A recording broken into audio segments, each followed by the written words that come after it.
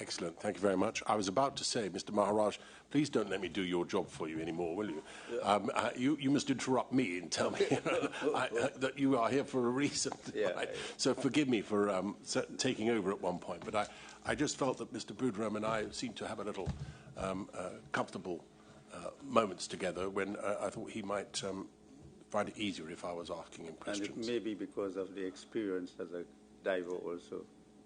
Yeah, well, yes, mine is rather more limited than his. But anyway, Mr. Maharaj will be asking you some questions now. We got to the point, didn't we, where you're out of the pipe. All right, so I hope that's the worst part of your ordeal. Thank you. Mr. Boudram, when you came out of the pipeline, you told all around you that the men in the pipeline were alive. Before that? Before I reached out the chamber. Before I reached out the chamber, I came out the habitat. I asked Corey to find out from Andrew Farah how long I was down there for. Because as a diver, overstaying your time could lead to decompression sickness. So I was unaware of the time that I was down there for. I asked Ronald Ramut at the time. I think he told me, I believe he told me 6 o'clock, I'm not sure. All right? After he told me that, I asked him to tell Corey to find out from Andrew Farah how long I've been down here, and do I need a decompression chamber. Corey came back, told me, Andrew said, come out. I say, how long? He just said, come out. I said, go and ask him again if I need to go into a chamber. I ain't worked so hard to reach out here, then reach on the top of the surface and have decompression sickness to no stages of it. He went back, and Farah told him, I good, come out. Corey asked me if I could come out. I said, yeah.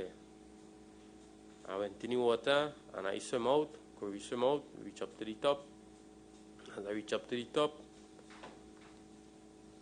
I saw Andrew was on Petrotrin's. No, I lie. He was on top. Andrew was on Adventurer 1. Which is the boat? Which is the boat? Yeah, the small boat, aluminum boat. Mm-hmm.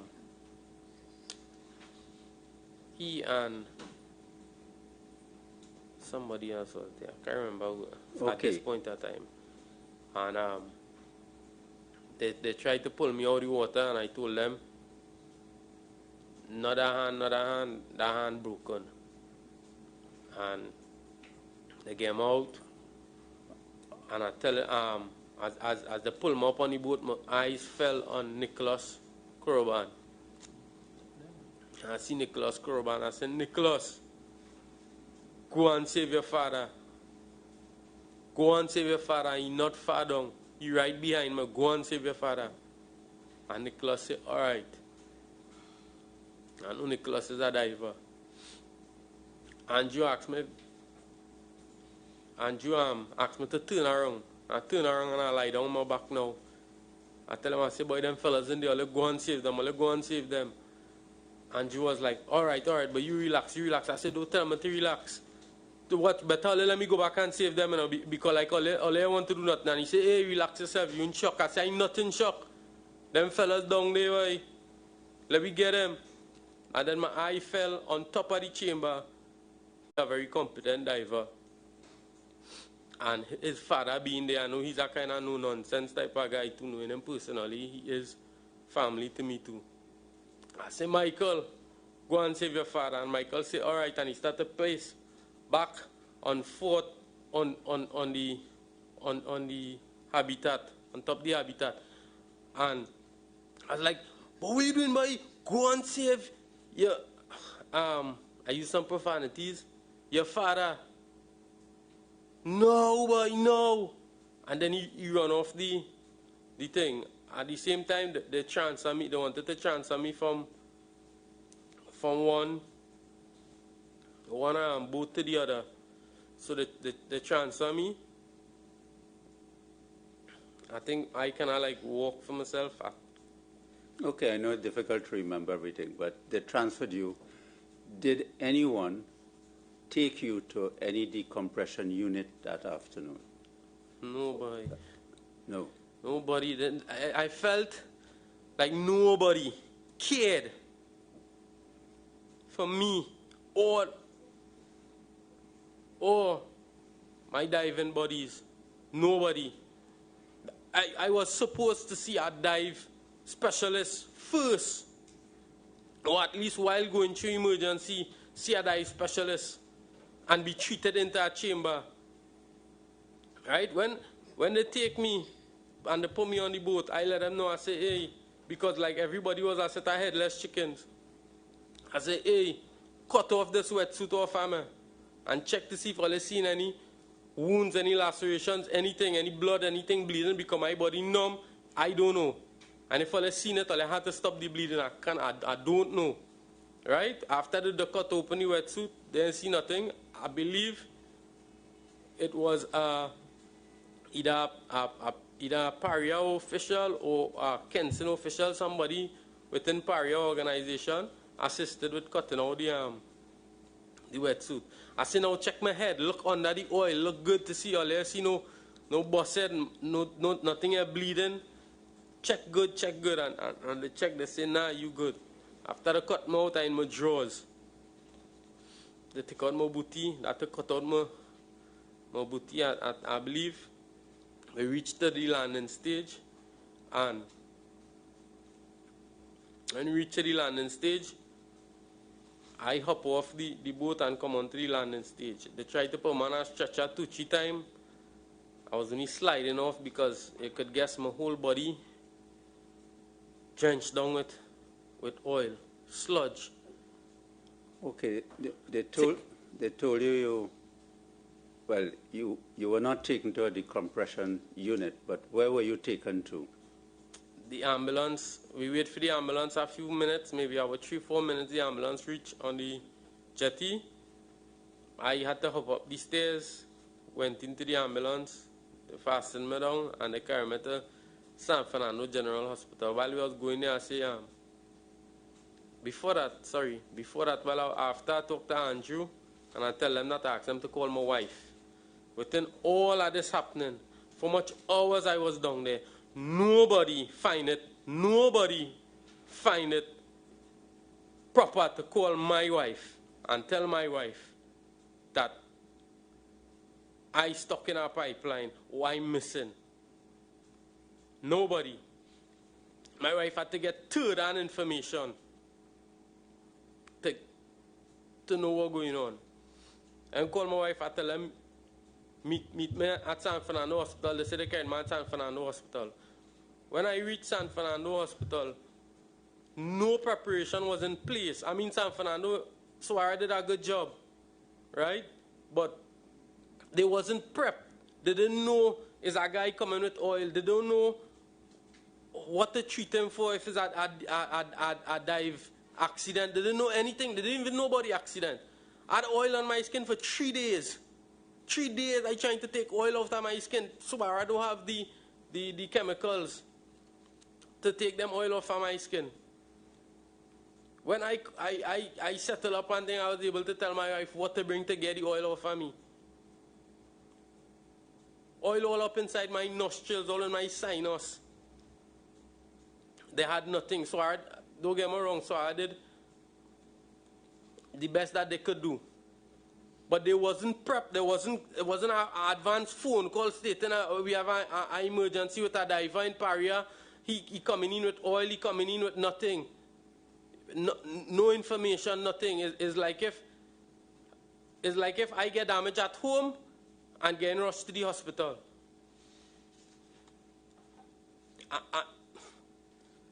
I don't understand how I don't understand how an accident could happen in the biggest state-owned company in Trinidad and Tobago, and a phone call to the hospital at least wasn't made. You know? I had so much emotions to deal with, and anger is on the top of it. Because of this, no rescue attempt. For me, that's how I felt. No rescue attempt. When coming out, I was treated like a normal casualty patient, right? They didn't put anything in place. This oil on my skin for 3 days was sickening me. At the San Fernando General Hospital, you spoke to the nurses, and they spoke to you. I spoke to my wife. And at the hospital? I saw my wife, and I felt, after seeing my wife, is when I felt, how to say it, is when I felt like I was rescued, after speaking to my wife. My mother recently passed, and she was the closest thing to comfort, you know, to me. So then I felt I was rescued after seeing my wife, and I just said, well, all right, I reach. I said, babe, take down some information from her. I explained to she the time I was inside the pipe. I told her to call a friend of mine, Brian Lozama. He suffered from decompression sickness and went through all the stages, so he have a lot of experience in it. I told she to ask him for Dr. Combs' number to get on to him and ask advice. I told her all the relevant information that I could have remembered. I said liaise with Brian Lozama and Jerome.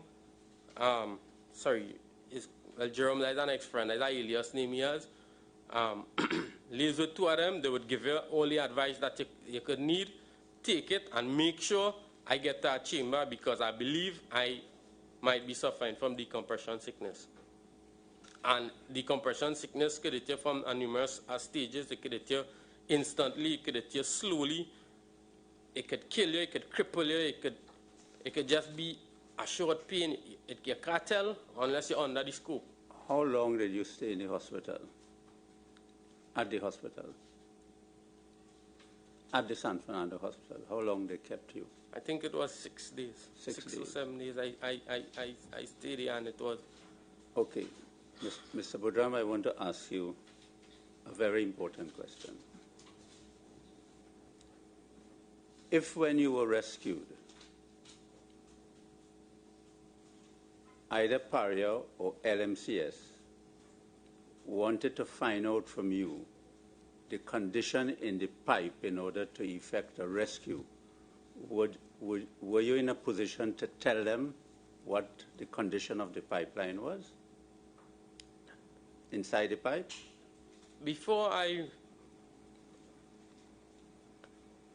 When I now come out the pipe, my mind and everything was focused and tuning to everything to save them fellas.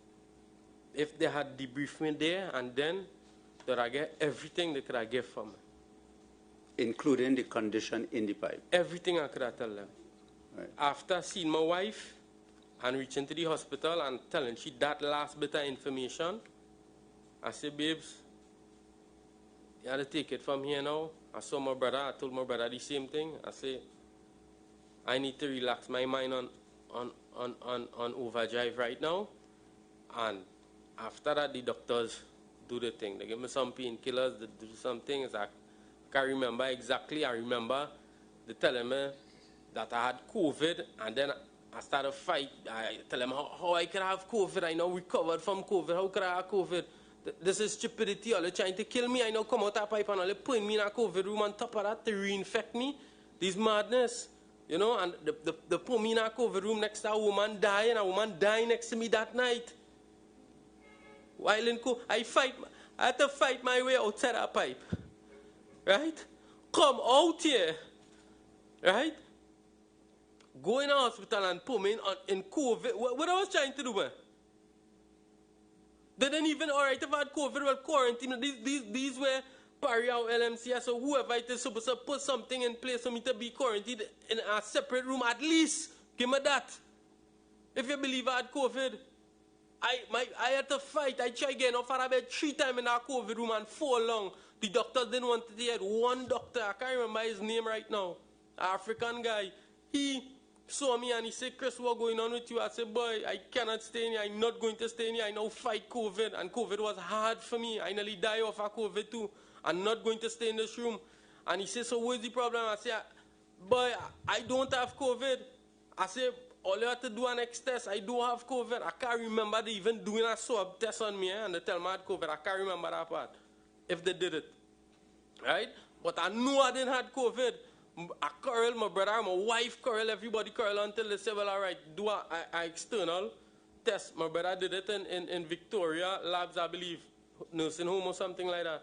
And it came back negative.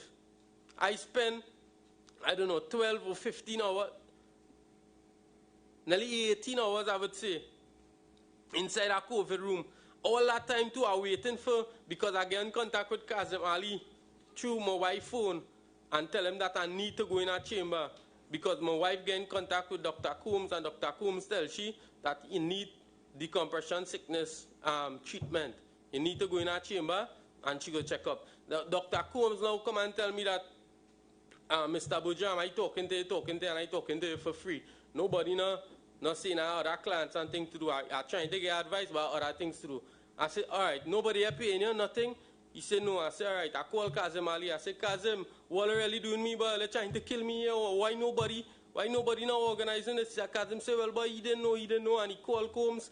They settled him matter. I called back Combs. Combs tell me, yes, he working on it. They prepare a chamber for me in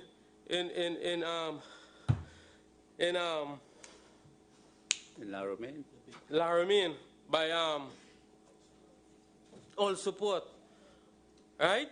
Up to now, up to today, the ambulance reached to carry me there. When the ambulance reached, I lie. When the ambulance did reach, it's because Dr. Combs called and said, tell the doctor that the time passed for something. If something had to happen to me, if I had to suffer from decompression sickness, I would have already been showing signs and symptoms of it. That meaning I would have already died if it was to that stage. Or paralyzed, or maybe. I understand. Okay. And when the ambulance did reach, the ambulance refused to take me because when they hear I had COVID, they say, well, the patient had COVID, we wasn't aware of that, right? I called back Randy because my wife get Randy number. He's an Petrichin person. Mr. Randy as well. I don't know his title. I call him back and I say, Mr. Randy, what going on here? What going on? I thought this time I sending the ambulance. The ambulance said they're not picking him up. Right? He said, all right, I will see what I could do. I call him back and his phone went unanswered. Maybe 100 times I tried calling him because I panicking in COVID. After fighting for my life there, I had to come and defend myself inside COVID here too on a virus that I cannot see. I cannot fight. Okay. Whilst you were in the pipeline and you were coming out and you had promised the men that they would be rescued, did you see anything in that pipeline during the time you were in that pipeline to obstruct anyone from coming into that pipeline to rescue the men? If there's anything to obstruct them, how I come out? How I come out? Andrew? Chris, first of all, thank you for sharing your story with us. I think it's a remarkable story. But building off of Ramesh's, what I'm hearing from Ramesh, what I want to ascertain is really, when you came out, any person, whether LCMS or Paria, attempted to get a debrief of what happened in the pipeline. That's one. I was begging him to stay, but I didn't want to leave this side. I was begging him to stay, but I said, well, let me go back for you, man, and myself. I tell him that I sure fight if I be here if I didn't go back at least 100% sure that nobody can tell me about all that shit about can't rescue people. I dive in a pipe before that and born inside the riser on same boat 6. I went inside that on that Piper self, call him Piper. I went in that and put in a soft paper gasket because we couldn't install it from the outside because the surgeons was slamming against it. I went in the pipe on that scuba self. Paria talk about scuba and scuba for all years. We diving in there, scuba. Every company coming there was scuba for all years. Can you help me with this, please? And it follows on from what Mr. Wilson was saying. When you were being ferried in the ambulance to go to hospital, all right, did anybody accompany you in the ambulance?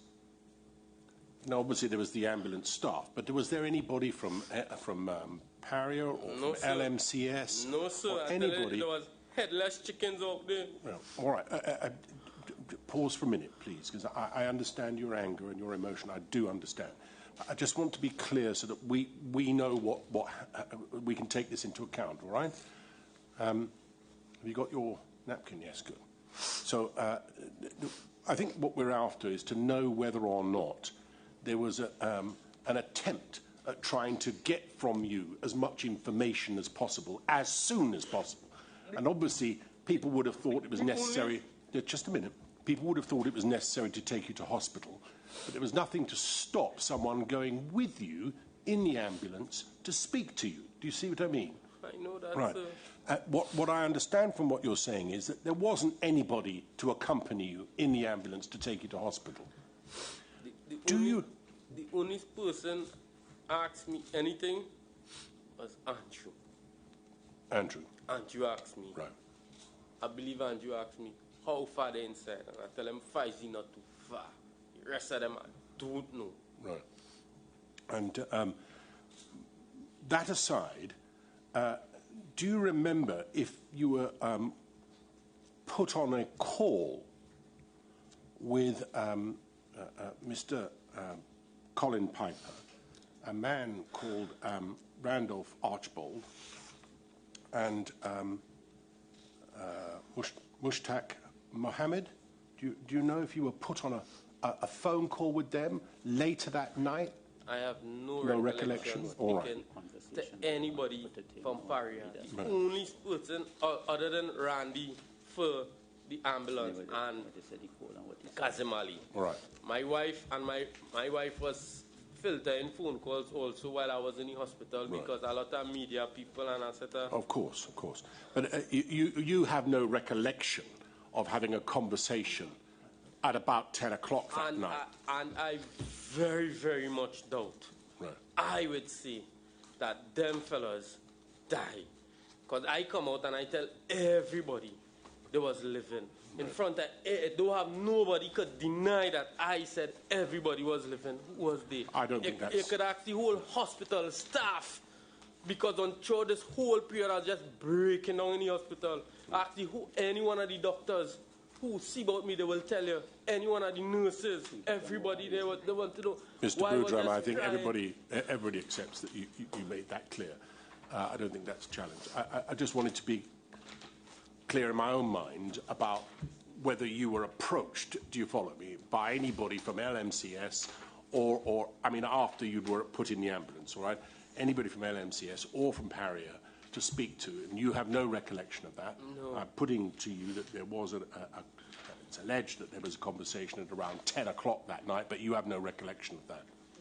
All right. Thank you very much.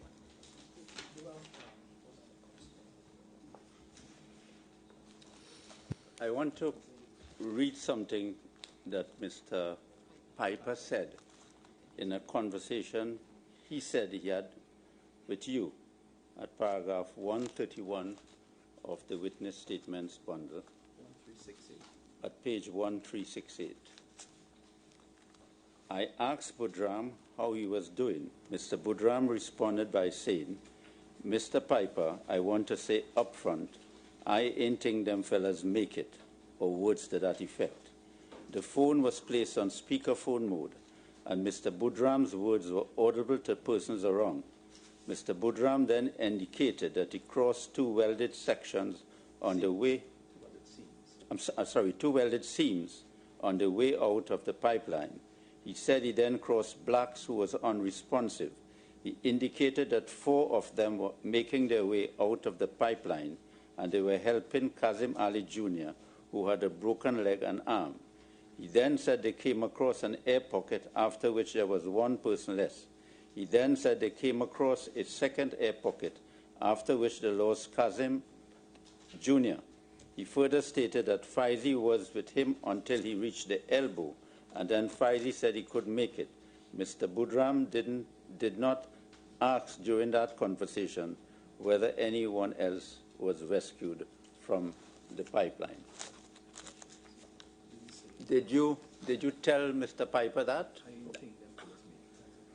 I did not, at least to my recollection. And not to my recollection, I would not say something like that. You could even, how the series of how we say it happened. When I cross blacks, at no point at time, I was in front of blacks all the time. At no point at time, I felt blacks' body. I saw blacks while inside that pipe.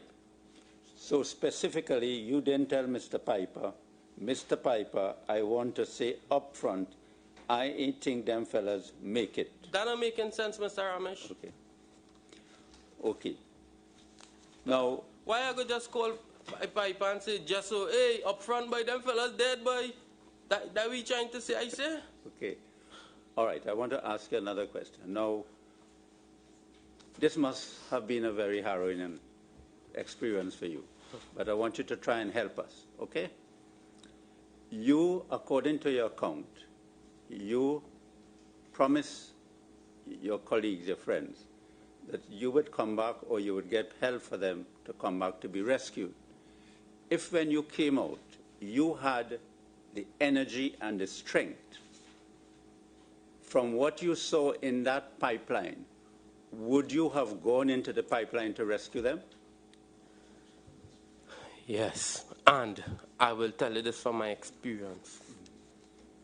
Even if I was not in the situation and I was a diver outside the situation, inside the pipeline is safer than outside the pipeline. Inside the pipeline, there is no predators, there is no currents, there is nothing to fall on you inside a pipeline. You understand? I have been inside a pipeline before, as I just stated. And going in there, all you need to do is take your tank off your back. And you're going in there. You carry down a rope. Or if you could, even less, if you could get a hooker, you cannot use a hat. You cannot use a hat. If you had tried to use a hat, when you end up in there, you end up in difficulties. Because the weight of the hat, when you reach in the air pocket, you would not be able to raise up your head to assist or help anybody. What is a hat? The surface supply hat to put on your head and for communications and things, because I was reading that they say you needed that to do the rescue. I challenge anyone to do it out of water, in a pipe, or in water, to lie down in that pipe with a hat on, with hose on, and communication, to go down there and try to perform a rescue. I challenge anyone to do that. And I could try, but And Mr. Budram, if you had gone in the pipe to do the rescue after the event, and if you had gone in to do the rescue, and you met a tank blocking, what would you have done? I would have done what I did while I was coming out, damaged and bruised, passed over the tank. Passed over the tank. Now, I borrowed that exhibit. Assuming this represents the pipeline, right? There is a tank, okay? A tank is approximately 6 inches in diameter. So if you have something around 6 inches, you could put it there and you could see anybody, up to the biggest man in this courtroom, could pass through there with that tank there. So you could go over the tank, or you could go on the side of the tank? You could.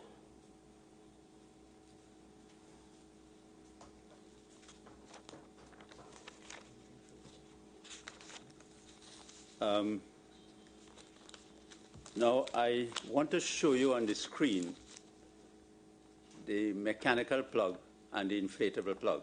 And I want to ask you a few questions about it. Is that okay?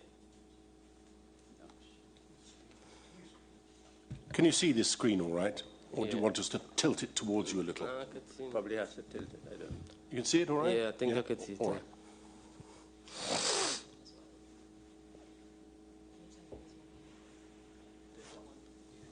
I think there's one above there. It might be easier for him. I've seen this one just fine. Okay.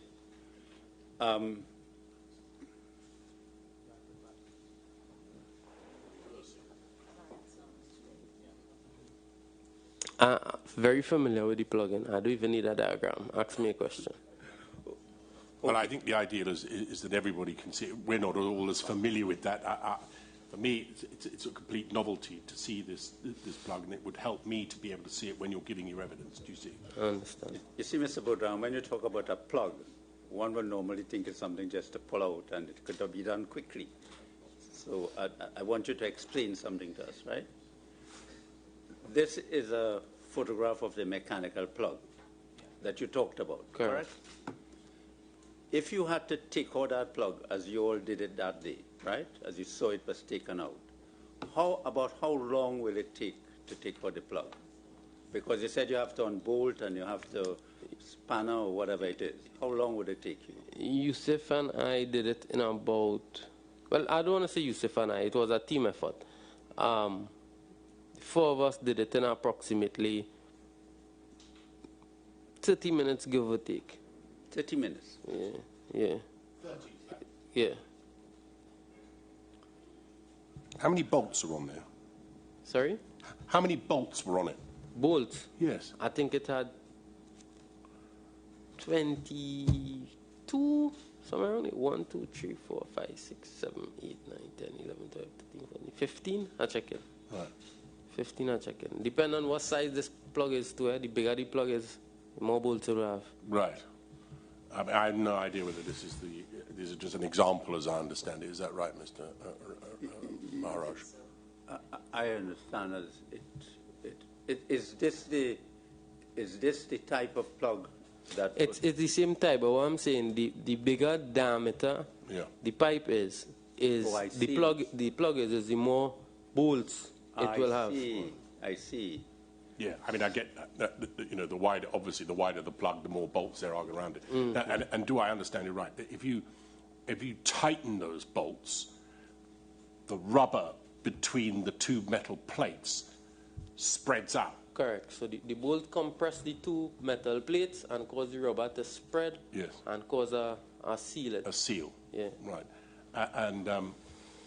And you'd have to, in order to release that from the pipe, you have to undo each bolt, do you? Correct. You have to do it in sequence. You say that in sequence. You said it would take about 30 minutes. Oh, maybe a little longer, but yeah, right. Yeah. Nothing less than that. Nothing less. So 30 minutes plus, anyway. All right. Thank you very much. Thank you, Mr. Maharaj. Thank you. The inflatable plug, which is the plug which was under the mechanical plug, I know when it was started to be deflated, then the accident occurred. Yeah. What I wanted to ask you, if the accident did not occur, how long it would have taken for that plug to be deflated? About? That won't take long because that is air. So as you open the valve, as you press it, and it's slack enough, it may not go, it don't need to go right down to be extracted. Once it come off the walls of the pipe, it would be extracted, So that wouldn't take long to take off the... I want to ask you about that, if I may, please. You see that on the example that we have on the screen, that there are two rings that protrude from what would be the top of the plug. Am I right? Yeah, that is for... So when you're deep, and in the middle there's like what might be described as a nipple or a valve. Yeah. And is that, if you activate that in some way, does that release the air? Right. So those of us who are familiar perhaps with inflating a car tire. Correct, If yeah. you take you let the air out of the tire, that would be the same sort of effect. Correct, yeah. So once it's put in place, it's inflated. That creates the seal. Right. And then to break the seal, you deflate it. Correct. So But is it quite heavy? it has some weight. It has some weight because it large, and then the rubber is something like the same material as a tire. Yeah. You know? So like a tire, it'd be yeah. quite heavy to handle. Yeah. So those rings on the top, Right. do they, did you have to connect those rings to something in order to Correct. pull the plug out? Correct. So we had the what we call a dead man is just a cable connected to those rings and connected to under the mechanical plug. Right? So it's connected to the mechanical plug? Correct. So it's like a dead man. When we call a dead man something that you chain down, it's Right. just like a how to put it? A sort of lever? No, it's a cable. It's a wire rope connected from there to the underneath. In case of you slacken it down, it will fall out. So when you take out the mechanical plug, we take that out, right, and we'll hook it up. The mechanical plug? No, after taking out the mechanical plug, Right. we'll take that cable now, Right. and hook it up on top of your head. And is that So what you when did? you air it down and it it deflates, it don't fall down. Yes, but is that what you did? Yes, we did. We did that. So and I just need to understand, it's quite important, you see. You've taken the mechanical plug out, right? You told us earlier that you put that on the outside of the habitat. correct. There's a cable that's attached to those two eyes on the top of this plug, correct? Right. On those eyes that we can see, there's little eyelets. So there's a cable that passes through both of them, or two separate cables? In this instance, I think they had one. Right. They had Passing one. through both, Yeah. or just through one? Just through one. One side, Right? right? And it came up and it was hooked onto the mechanical. Right. So when we take out the mechanical plug now, as a safety feature, so this don't fall down while deflating it. Yes. We take it and we connect it overhead. Right. Right? After connecting it overhead on a shackle to one of the eyes welded into the habitat, right? There is no, which part is in that place there for insect or whatever you want to term it as. Mm-hmm. There were a hose, we had a hose connected to it with a gauge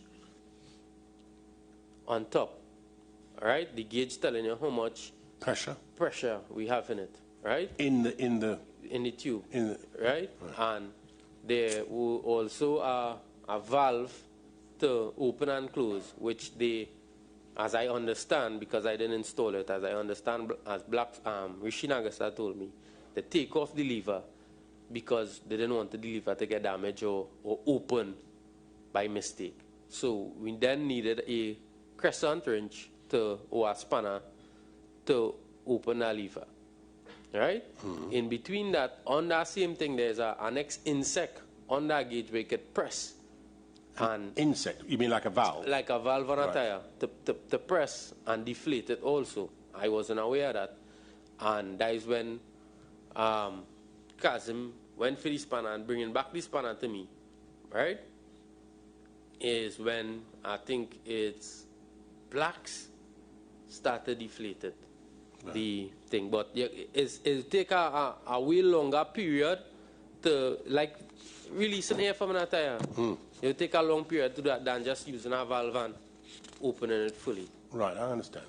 But when this happened, just before this vortex was created and you were all dragged into the pipe, was that plug held up by a cable and attached to one of the eyes inside? Yes, sir. The habitat? Yes, sir. So were you aware of whether that plug went into the pipe or was still there? It can be still there. When I came out, it wasn't there. And for there to have a vortex suction, it couldn't come out. So it had to go forward. So that I'm clear about this, The is it your understanding that the cable must have broken and Correct. pushed the plug in? Correct. What sort of, are we talking about what kind of cable are we talking about? Something small wire, or is it? I think it was either quarter-inch or 3/8, because it's not there for more strength really. It's there just to Stop it falling in. From falling. Right. So I think it was like quarter-inch or 3/8. I'm not sure. All right. Yes, thank you. Thanks, Mr. Maharaj. Mr. Budram, you said in your statement that whilst you all were doing the works, Paria had a representative topside monitoring the works. Yes. They had more than one. They had more than one. Yeah. One person was frequently monitoring the air quality that we were breathing in the chamber also, in the habitat. And monitoring that and monitoring to ensure that you all complied with the method of work and what was approved. Correct. And at all times, we had to apply with Parias because we working in their compound and we doing their job. Over all years, at any point at time, Paria see something, they stop the work and they had a conversation, wherever is the plan, and we get back on it. Just like when we had to stop the work to do the carbon testing to get permission from Paria to go forward or to cancel the job. You understand? So, from your experience, if you were working there for LMCS doing works, and you were doing works which not accordance with what they agreed to, they would stop the work? Of course. Yeah. Undoubtedly. From when you first started to remove that mechanical plug to the point in time when the vortex then dragged you all in, what sort of time are we talking about? From start to finish of that part of the project?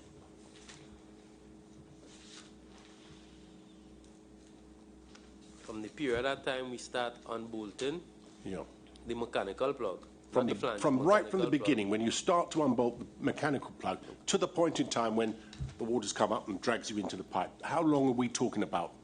I'm not going to hold you to it, but give me some idea. At least an hour and a half to 2 hours. At least an hour and a half, I would say, because remember when we take out the plug, I came out to ask if the carbon testing was done on boat 5, right? And then we come back in and we was doing the thing, but while taking out a mechanical plug, right, after we unbolt it and release it and thing, right, we had to jack it up, right? It's not a light thing. No. The mechanical plug was rather heavy, right? We had to jack it up, guide it down, move the scaffolding, bring it between the pipe and the chamber, right? And then fasten it to the outside of the habitat. So did you have to put your scuba kit back on? Correct. Go out through the bottom. Faizi and I did that. With this thing that weighs a lot. It didn't drag you down to the bottom. Well, we had it hooked up onto the chain block. Already, right? So after we just tie it onto the... Gotcha. But between an hour and a half and 2 hours, from start to conclusion of that part of the project? Estimatedly, yeah. Estimated. I appreciate it. Thank you very much indeed. Again, I'm sorry, Mr. Maharaj. That's all right, madam.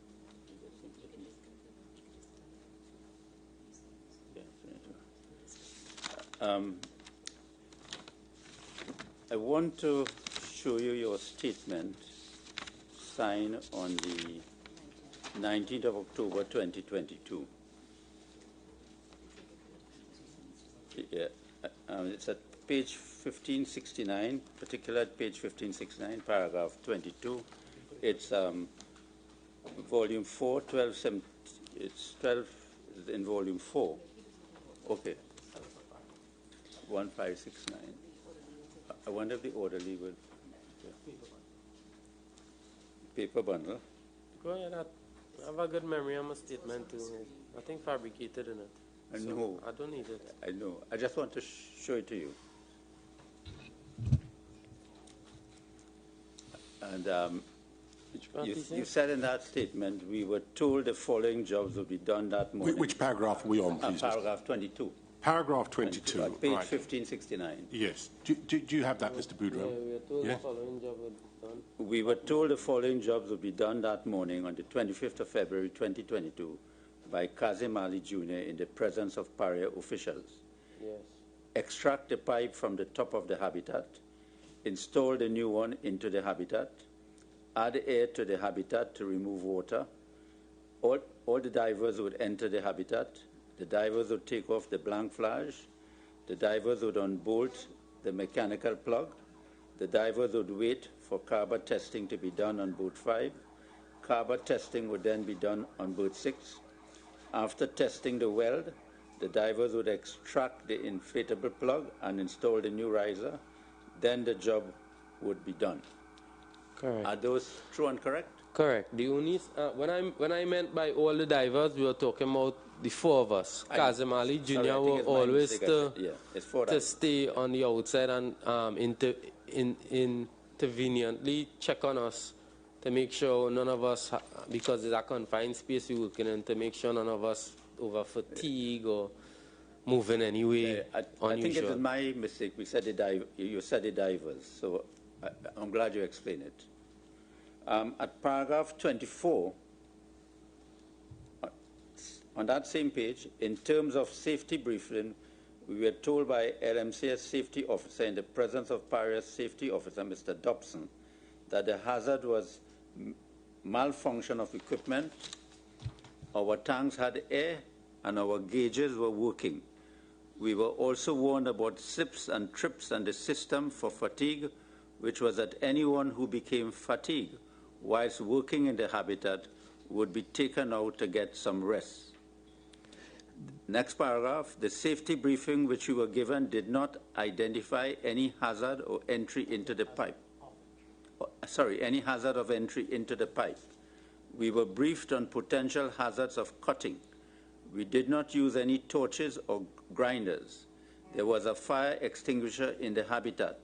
There's a gas monitor and a Paria official who was regularly testing the air quality to make sure that the air was safe and breathable. Are those matters correct? What you said in your statement? Correct. And true and correct? They are true and correct. They could also have been a few more details into the safety briefing that I may have left out or not remembered in the safety briefing. You want to tell us about any other thing that they may have told you and you now remember? To be honest, after that event happening there, my mind on recollecting every little detail before the incident, it's hard. What I could recollect, every detail, because I've been living it every single night since, every single hour since, is inside the pipe and coming out the pipe. Well, I think I owe a duty to ask specifically, did they ever tell you anything of a risk of you being sucked into the pipeline? No, they did not. Much obliged, Chairman. I have no further questions. Thank you. I'll now permit any cross-examination anyone wants to undertake. Can I have some idea, please, as to how long you think you might be, Mr. Gilbertson? About half an hour, just over that, depending on, of course, right. the answers. Of course, yes. I'll ask others to think about how long they're going to be before, once you're concluded. I would like, if we can, to conclude this evidence before we break for lunch. I appreciate that that's a tall order at the moment, but I would be willing to sit and will sit for an extra half an hour so that Mr. Boudram could go, and rather than having to have lunch and then having to come back again. So can I ask you all, please, to be as brief as you feel you can be. I appreciate you will have questions, but please be as brief as you can be, with an eye to the clock, in the hope that we might be able to achieve that. If we can't, we can't. But I appreciate your cooperation where we can. Thank you, Mr. Chairman. Thank you. Could Could I remain seated, at least for this witness? Of course you can, yes. Anyone's entitled to remain seated if they wish. I know Mr. Maharaj likes to stand, but anybody else can remain seated, of course. Morning, Mr. Budam. Morning, sir. Thank you for being here. Could you help us as to what is described as the carbo test? What is that? I've been hearing the term. To my knowledge, it's a test to check if the weld is done properly. Right. To make sure the weld itself has no leaks or cracks. Or There are no leaks or cracks. That's the well, in this case, in the habitat, the well that you all did to receive the new correct, riser. the flange. Yeah. The flange. Yeah. Yes. And that test was, when it could not be done, they dispensed with it and decided to proceed. Correct. Yeah. When you bring the riser onto that flange, is metal onto metal, isn't it? With a gasket between. But is there a need to exercise caution that there may be sparks when the two metal meets metal? When they're installing it? Yes. Not really. The sparks is very relevant. It have no sparks, you know. No, you don't get any sparks. No. There's a precaution that if you're using metal tools or you're installing metal against metal, that they like right. That is if they're using active gas line and all these kind of things. Right. This is oil. Right. And this is in this term, this was a condemned line for a certain amount of years. Right. And what I believe, I'm not sure because anyway, I shouldn't talk what I'm not sure about. So. Okay. Thanks for that. What's the purpose of installing the two barriers, the mechanical and the inflatable? Okay, so the mechanical plug is there to prevent debris when doing hot work or any type of work to fall on the inflatable, because the inflatable, as we say, is like a tire, is a more vulnerable plug, but it's there to give you a proper seal. So the inflatable plug is to prevent any gas or residual gas from escaping, and the mechanical plug is there to keep the debris when cutting or using any hot work from falling in to damage the inflatable. The inflatable plug. And the inflatable plug is to also prevent hydrocarbons from coming up in the line into the habitat. Correct. But mind you, when you're on, even if you take out the plug, usually, right? Which plug? When you say the plug? The both of them, yeah. Right? Usually, we put the plug against liquid, right? So you pump out up to just where you need, and when the liquid stop, you put the inflatable, right? Yes. So even if you take out the inflatable plug, because the habitat in a positive pressure, right, it's very unlikely for anything to come up because there's a pressure on it. Right. You understand what I'm saying? Yes. Right. You're familiar with the permission to work permit to work, PTW. Yeah. That Paria had. Yeah. Because you had been recently trained in that. Correct. Shortly before this job. Correct. Right.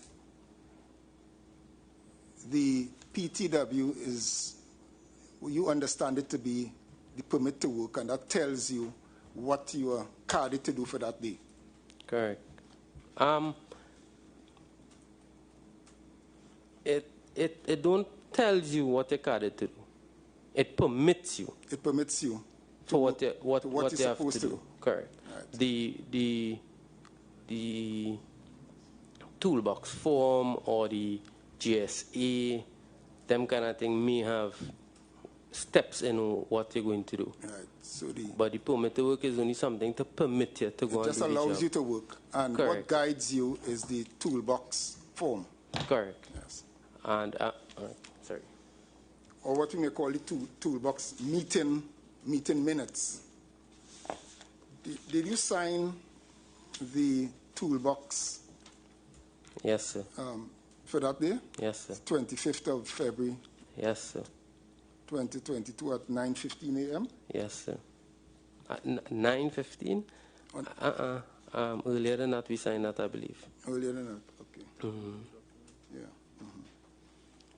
Mr. Chairman, in fairness, could I ask that the witness be shown 10-1070 in the core bundle? 1070. Yes, of course. That's the toolbox meeting form.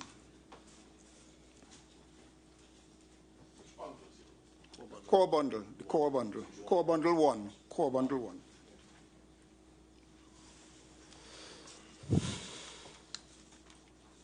Turn up a page on that.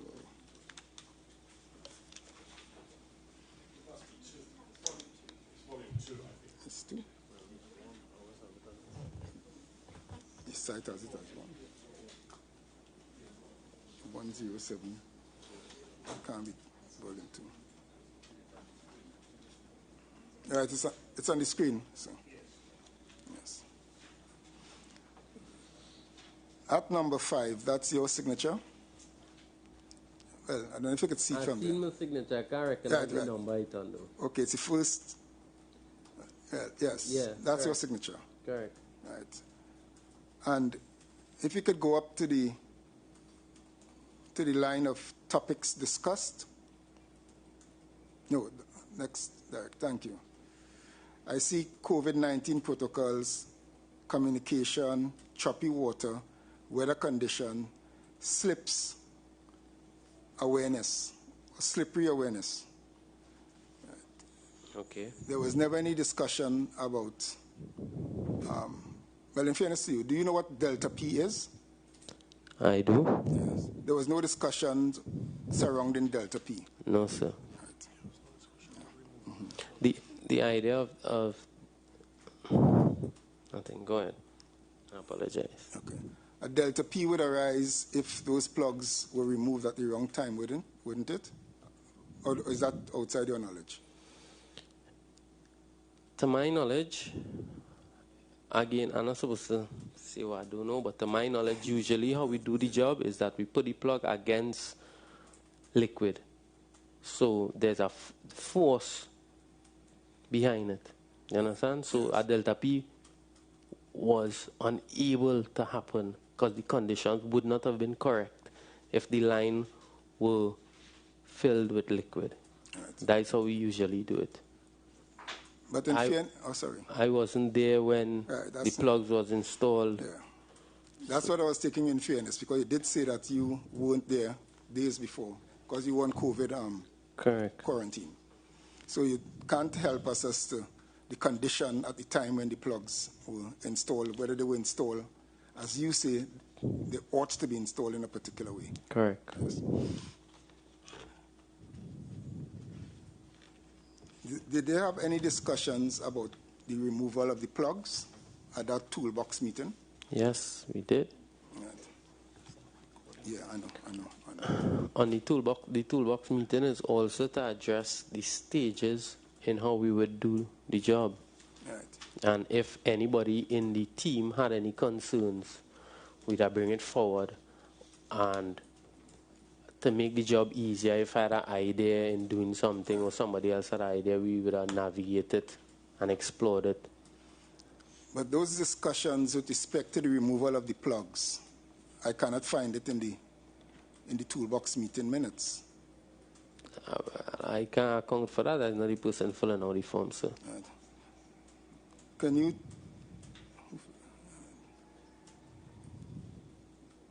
You don't know who filled out this form? Or well, first, who presented it to you to sign? Do you recall?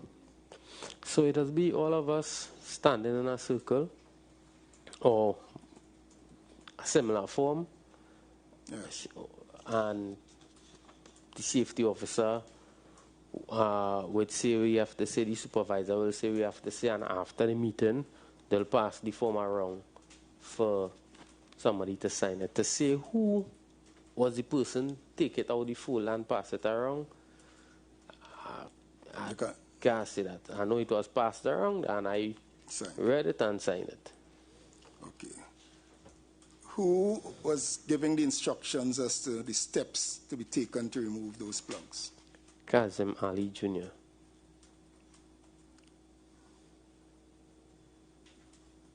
He's the one who was telling, use your words, what we are going to do and how we are going to do it. I think that's what he said this morning. But when the toolbox meeting, yes. Yes. Yeah. Is this the first time you were doing a job like this? No, sir. How long before this, if you can recall, that you did something similar? I did a job like this twice before. I can't recall how long ago, maybe about 3 years, I'm not sure. And then one like about 6 or 7 years ago. Was it with LMCS? Both jobs with LMCS. Previous to this one, both of them with LMCS. And was Delta P ever discussed in any of those tool meetings and those jobs? No, sir. Not to my recollection. But Delta P is a serious risk. Well, sorry to... Well, again, it's a risk if you don't do the proper steps.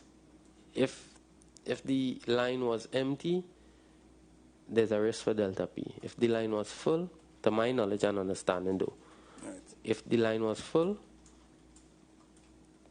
it would not have the differential of pressure because water is like a type of solid that level is liquid, but it dense. Right. I'm interested in a tool you described this morning. I think you described it as a T. A capital T. How long is that tool? Approximately. I think it was about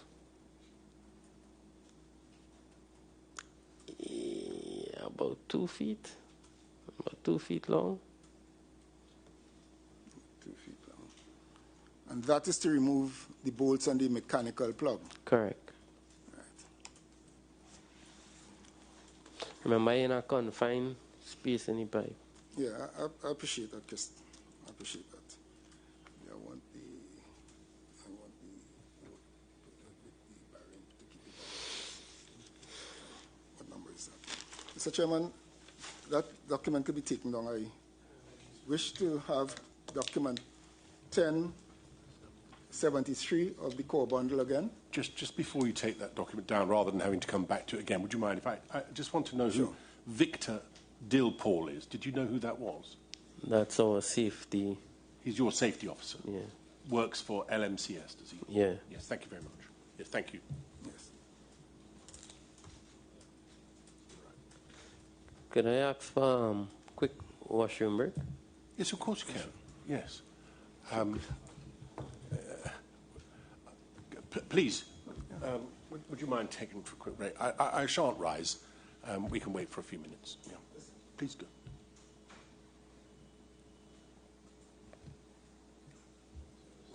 Ronnie.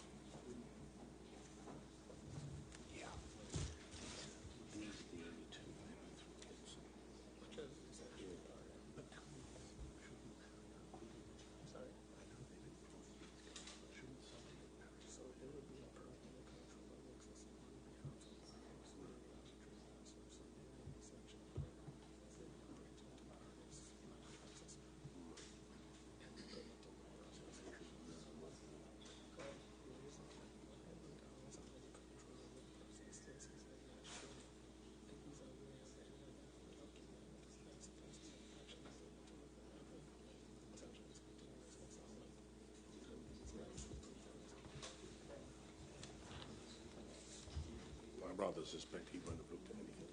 It's going to rely on the briefing. That's why you have a briefing.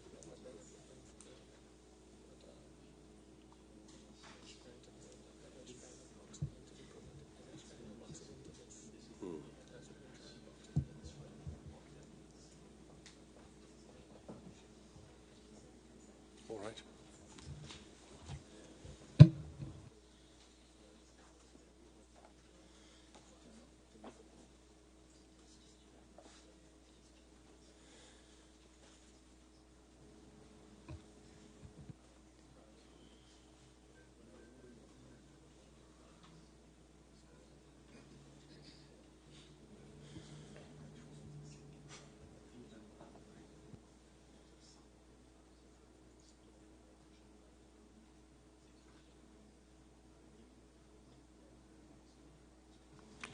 Mr. Gilbertson, apparently we need a minute or two for the technician to get this system working.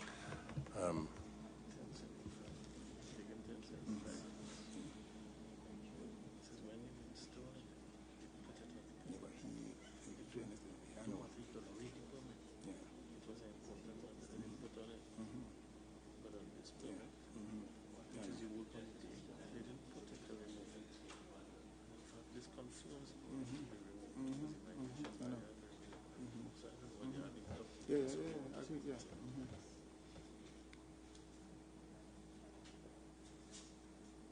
No, but why we going to do this one? This first. Show the migration data.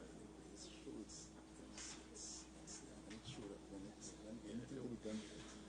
Is this resolvable in the next few minutes or not? You see? You're doing it that way.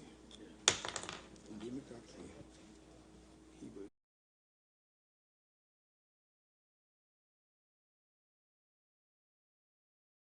Yes. 10 on? Yes. 1074, please, Mr. Chairman. Core bundle. 1074.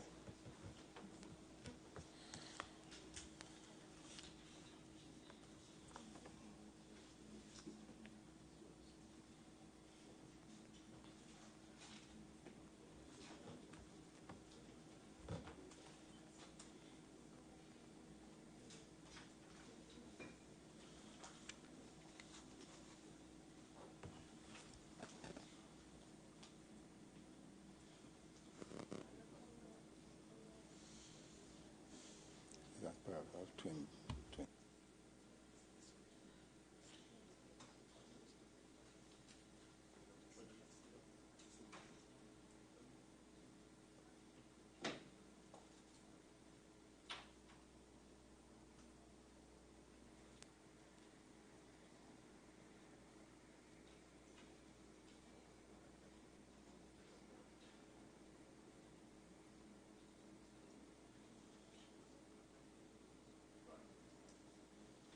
Is this going to work now? Yeah, thank you.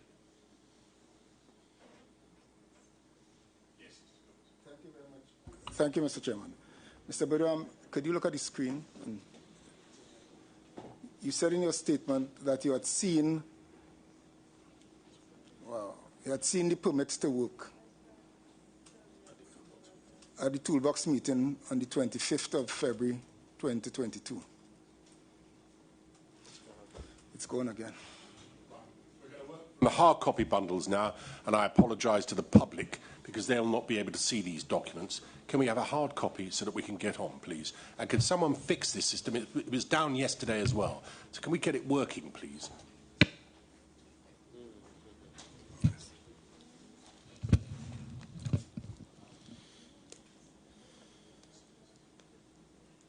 Yes.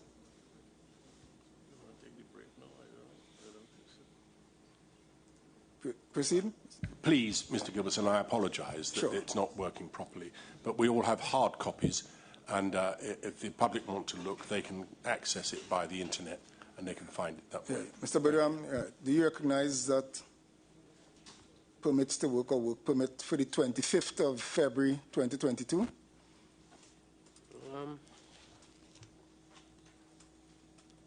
As you said in your statement that you had seen on the toolbox meeting. Yeah, just looking like it. Right. And you saw that there are specific tasks set out in that. Yeah, but remember, I understand where you're coming at, but remember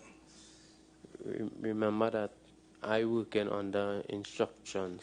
I am an employer. Yes. An employee, sorry. Yes. You understand? And if my employer give me instructions, we go about doing it with the instructions, right? And what we did and why we didn't deviate no way or the other from the plans. You didn't deviate from the plans. When you say the plans, you mean this work permits to work? Well, yeah. Okay. The permit to work, as I tell you, does give you, that it will be detailed in every task. Everything you have to do is just guidelines in what you're about to do. But you agree to deal with the main tasks, the main things. Yeah. Now, can you look under the section requirements for equipment installation and clearance? Right. That's the section 1. Right, yeah. Yes. You see isolated by blind, flanges, blanks, spool removal, no. You see that there? Isolated by blanks, flanges, right? Yes. Spool removal, Yeah. no. Right. Right, but and across in the next column, the comments, you see line drained. Before we go to that, yeah, but look on the permit, it say removal of solid blanks. Yes. Yes. I'll come back to that. Okay. Yes. Right under that, you see cleared of process, hazardous material. Yes. Cleared process, hazardous material. Yes. Yeah. And across in the comments, migration barrier. Migration barrier, yeah. To be used. And migration barriers are another term for the mechanical plug and the inflatable plug. Right. Those are referred to commonly as migration barriers. Right, we did use it, yeah. Right. But I now agree with you to take you up further that you were taking me to earlier Right. with respect to specific tasks. That speaks about removing the flange and to install the riser. You see that? Yeah. But you would agree with me that it took me to that there is nothing there with respect to removing the barriers, otherwise called mechanical inflatable plugs. You agree with that? So, answer me this. If we No, I just want to deal with what is here first. If we install the riser, how would we get out the inflatable plug at that depth? Yeah. From on top, how would I get that out? Because remember, going into the pipe Yes. is not part of the scopes. You're not supposed to go in the pipe unless you get special clearance to do that. Right. So how would I remove that? Yes. Maybe we'll have technical people come in who would answer that. I'm just a lawyer. Okay. Only. Okay. But what I was dealing with is where you had taken me earlier. But we ought to read between the lines too, sir. Yeah, we could do that. I just was dealing with where you had taken me to, that there is nothing there in these tasks to be performed that instructed the barriers to be removed. You agree with that? Well, as far as I read, and I don't know if this is the original document, or as far as I read, yeah. The Commission will ensure that. Because I got it. Right. But you agree that the migration barriers that they're referring to there to be used are the two barriers, right? We call it barriers, but is the okay. Mechanical plugs and the so you understand this permit don't be revised every day. They just make a permit for the job, and every day they just have a signing in the back for every other day. So this permit is the general permit for the whole job. Yeah, but this permit is dated the 25th. You realize up on the... Because that's when we went back to start the job, right? But now this permit, right, does come with our next document in the back with signatures for days, and it have all the managerial signatures, all the signatures who give permission to do the job. Yes. And in the back, right, every day while you're on this job, they're giving you the same permit and they're signing it. Right. Right? So this being used, using the mechanical plug and the thing plug, right, is for all the same work prior. Yes, but the permit you're speaking about where every day they'll have signatures would be have an earlier date than the 25th. So if I explain to you how Paria does work, or Petritrade or whatever, right? Honestly, they pull this permit for when they start the job before, and they just bring it, update the date, and give them to sign it. Right? This is how they just do it. But a permit is issued, because remember you went when the training. Yes. Permit is issued every day for that day to allow you to work. The same permit. The same permit for the job that be issued every day. And as the day go by, yes, they just have, if they have any changes or alteration in it, they may have a note or they may add something on it. Or most of the time, it's the same permit that they just keep printing. That they just printing, regurgitating, and you sign it. Okay. Well then could you turn the page to 1075? 1075.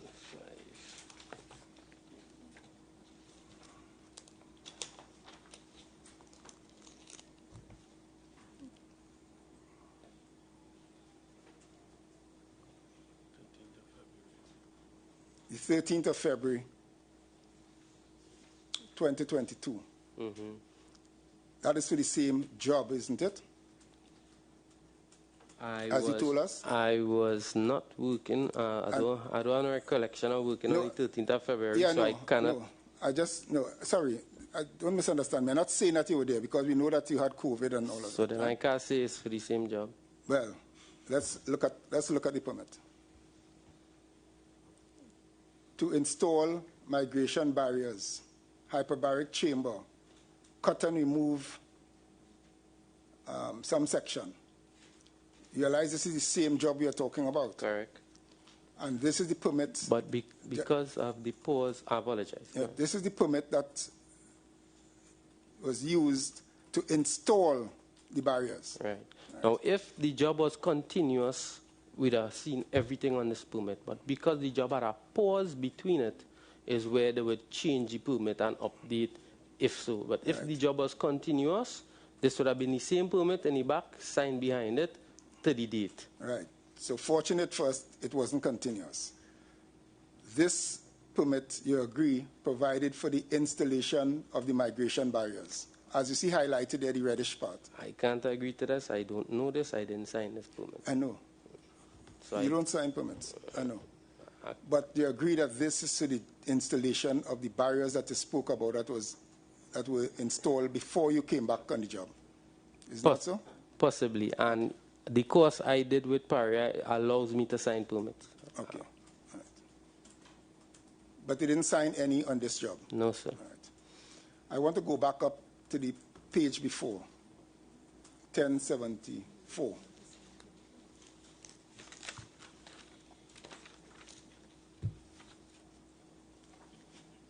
Under section 3, certificates checklist required. You see that heading? Yes, sir. Yes, sir. Hot Works certificate. What are those? It's permit. Oh, no. A permit that permits you to do hot work in itself. So there's a general permit, right? And then for certain specifications of work like confined space, hot works, these kind of things will have a separate permit for it. Right. So it will be, if you're doing hot work with this permit, you will have permit with the general permit. You have to work with the general permit. Right, so they have a general permit, and if the hot works, part of the works to be done, they will issue a separate Correct, or thing called a confined hot space, works. or height, or anything to do with height, that kind of thing, yeah. A hot works certificate. Correct. And permit, yeah. hot works certificate would require certain precautionary steps to be employed because it's hot works. Correct. And one such step would be to take precaution to eliminate the presence of hydrocarbons. Correct. And one way of eliminating, Or if not eliminating, maybe controlling that safe working environment. Yeah. right? And one way of controlling hydrocarbons entering, for example, the habitat would be barriers. Wouldn't that be so? Yes, sir. Right. But that day we were not doing any hot work, sir. I ain't get it yet. But dealing with the procedure, because you could help us with this. Okay. One way of keeping out hydrocarbons from the chamber would be to keep the barriers in place. Correct. The inflatable plug is for that reason. Right. This permits to work. You agreed had a hot work certificate 2634 issued on this job. Yeah. Right. And you also agreed that one of the precautionary steps inserted on this permit would be keeping the barriers in place. No, sir. Well, isn't it there? The permit is there for a wide variety of reasons, right? In terms, as I explained to you. Which permit? This permit, the general permit, Yeah. right? They would add hot work on it because they know it have hot works to do on the job, right? Not meaning hot works to do in the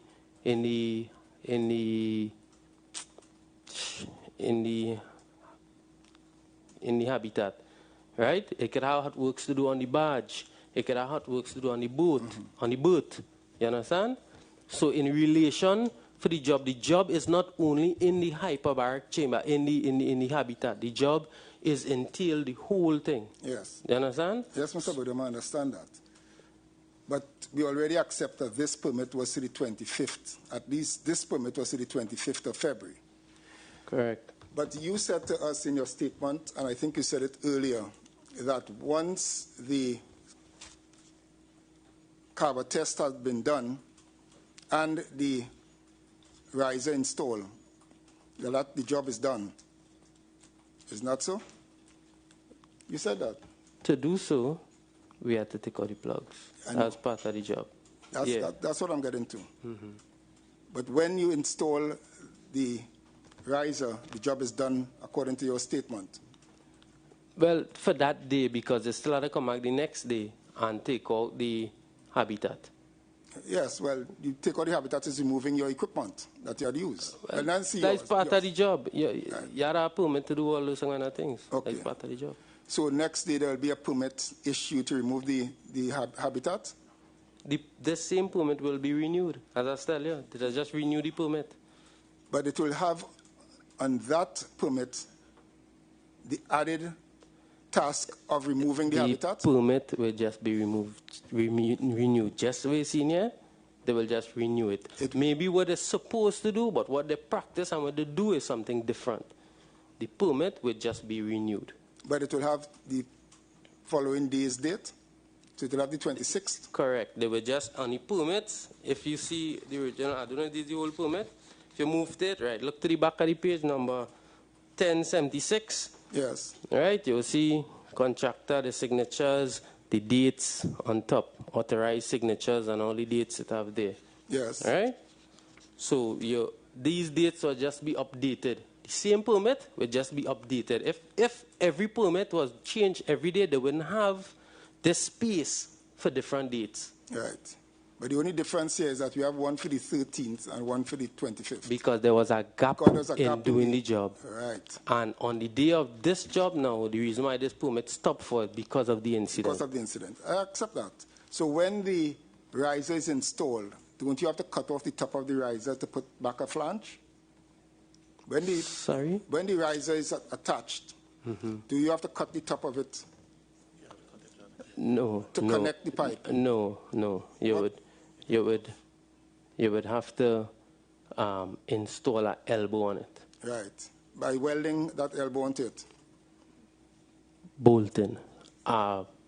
Again, I wasn't there in the beginning stages of the job, so I don't know what angle if they prefab the whole spool and all these kind of things. I can't remember if the top of the spool was prefab with a flange already. Or if it was rough. Or if it was rough and you had to do grinding and welding. Right? Actually, does know. And if it's rough, I agree with you. You have to do grinding and welding. Correct. Which will require a hot work certificate. Correct. Right. And after this permit on the resumption, when the work broke and resumed on the 25th, you know of any hot works that? So because of the length of time the job was being stalled for, right? Those plugs would have had to come out and reinstalled because of the time it was there. Yes, no, I didn't go there yet, Mr. Budam. I know where you're coming from, sir. Oh, I didn't realize that. But let's just stick with the permit for a minute. Okay. Right. The permit, the resumption of the works that resulted in this second permit being issued. You were involved in any hot works pursuant to certificate 2634?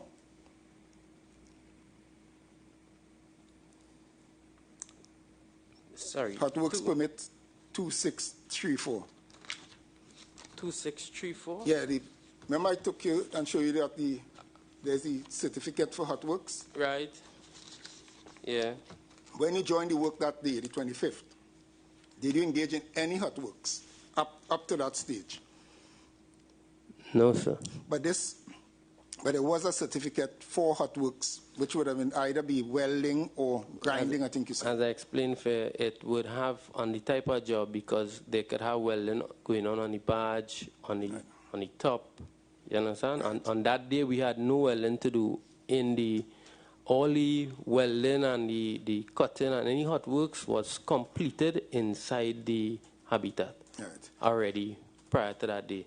I was just interested in something you were taking us to, which I was not aware of. You said because of the break in the work, the plugs had to be removed and replaced? Huh? Did you start to tell us? No. You're presuming what I told you, if after that period of time, right, has passed, right? Which period is that? From the length of time they install the plugs, right, to installing the flange, to installing the spool, right, to do works on top. The length of time the plug was inside there, right? Safe practice is to check the plugs, make sure the plug's still to good quality, right, and reinstall it. That is safe practice because the job was postponed on more than one occasion. Right.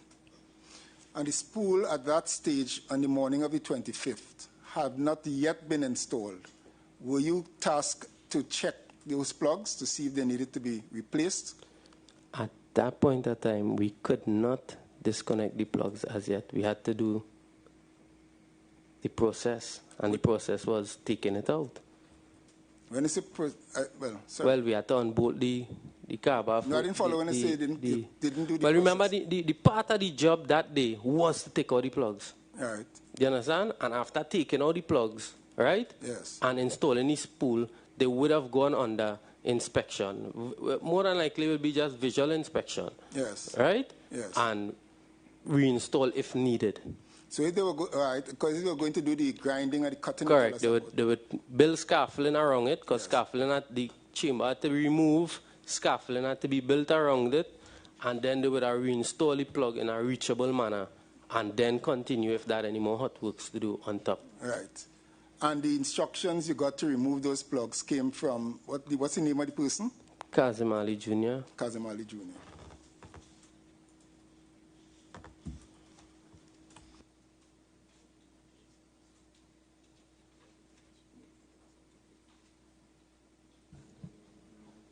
it doesn't appear to me that we're going to be able to complete this man's evidence before a lunch break. And we wouldn't say, my junior is just taking me to something else. I mean, do you think you'll be able to finish in the next 5 minutes, or do you think it'll going to be a little longer? No, a little longer. All right. Well, I think that perhaps if that's a convenient moment, yes, sir, we'll take our break now. I'm sorry, Mr. Boudram, but we're going to have to break for an hour for lunch, and then you're going to have to come back afterwards, all right? I don't have a problem with this. I'm here for all of my soldiers in that pipe. Right, well, one thing I can guarantee is we will not conclude today without finishing your evidence, all right? Whatever happens. Thank you. All right? We'll make sure that happens. You won't have to return, as it were, to give evidence on another day. All right, thank you very much. We're going to take a lunch break now, and we will return at 2:10, please. 2:10.